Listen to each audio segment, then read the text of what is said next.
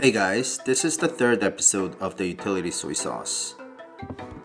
If you haven't checked the previous episodes, I suggest you to check out the card up in the corner. And today we're going to cover 3 more recipes using the utility soy sauce. They're all fairly easy to make. Once you make a batch of this utility soy sauce, you can create a lot of variations from it. 3 more recipes, let's get started.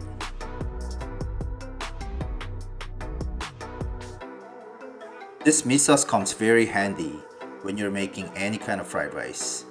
You will start by sauteing some onions, and then you mix in your shrimp.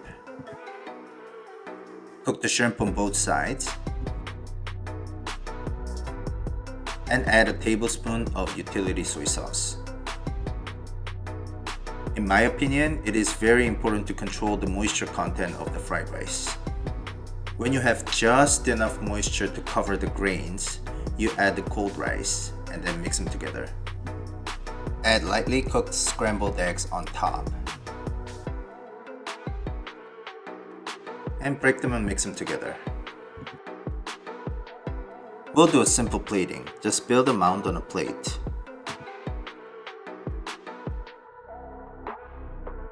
And sprinkle a little bit of Furikake, which is Japanese rice seasoning. Super easy yet flavorful fried rice. Done.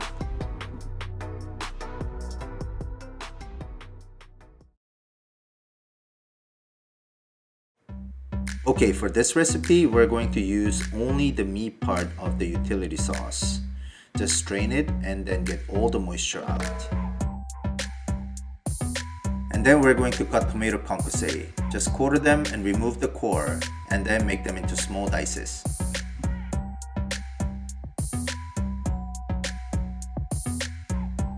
And we're going to need just a couple leaves of the iceberg lettuce for that crunchy texture. And cut the avocados about the same size as the tomato concasse. On the dry pan, you're going to get rid of the excess moisture of the meat sauce. Just dry it as much as possible and then put it back to the strainer. I'm using 2 different sizes of the flour tortilla. Put some sour cream on the large one, and then add the dried meat sauce, some onion dices, scallions, iceberg lettuce, tomato concasse, avocado dices, add some tortilla chips for the texture, and I found some mozzarella cheese in the fridge, and some cheddar cheese on top. Cover everything with the smaller size flour tortilla, and then you're going to fold them into hexagon shape.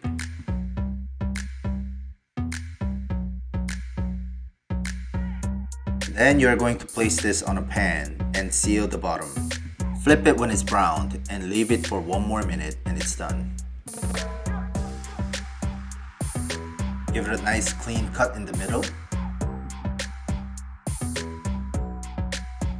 And it'll look like this.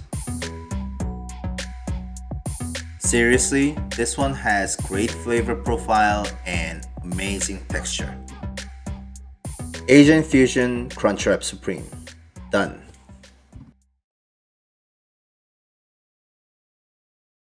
We're going to marinate the chicken first. 1 tablespoon of oyster sauce and a little bit of black pepper, some minced garlic, and half tablespoon of sesame oil. Mix and combine them all together.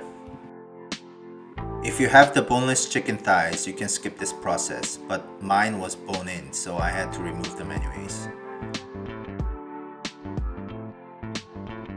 Mix the chicken with the marinade and leave it in the fridge for at least 2 hours.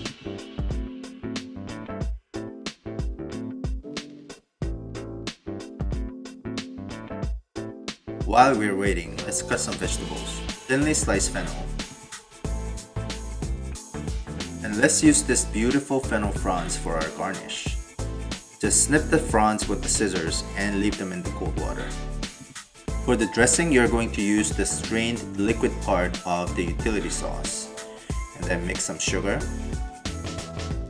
mirin, lemon juice.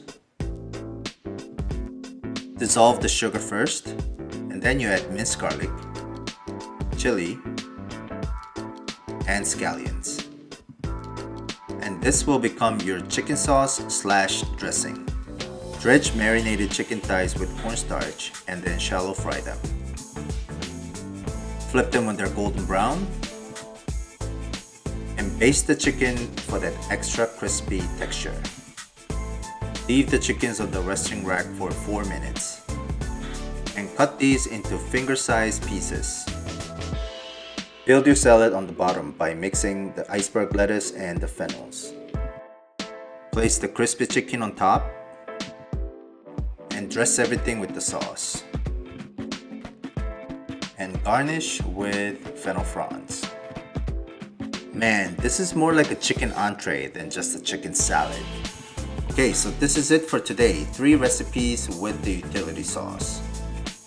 In the next episode, we're going to cover 3 more recipes, including breakfast wrap, spring rolls, and air fryer pork belly.